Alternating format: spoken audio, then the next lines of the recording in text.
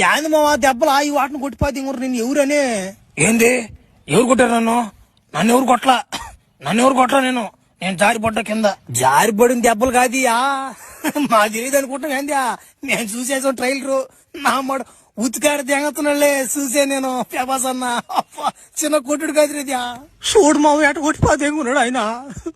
నా మాట నాకేం తెలుసురా, నేను కోనేరులో గమ్ముకున్నాడు రా మావా. ఒరే నువ్వు రారా ముసలు అన్నమాట, చిన్న షాట్ ఒకటి ఉందని చెప్పారు నాకు. అరకు బాగానే ప్రభాస్ అని చేత నిజంగా కొట్టిపోతే ఎంగారు రోలా.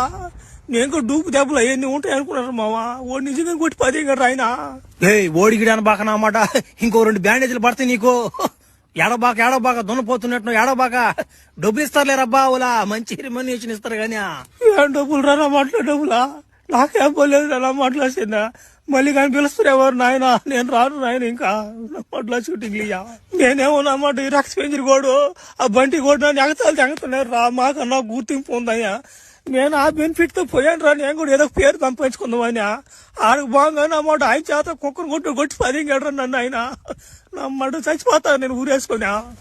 గమ్ముడా నువ్వు దెంగి కొడుకున్నావు, చచ్చిపోతాడంట నువ్వు గమ్ముడా. ఇప్పుడు నీకు దెబ్బలు బానే ఉంటాయి, అవన్నీ పడుచుకోబాక. రేపు సినిమా దిగిన తర్వాత నీకు మంచి పేరు వస్తుంది నా మనిషి. అప్పుడు చూసుకోరు నువ్వా నా మాట, నీకు ఎటువంటి పేరు వస్తుందా.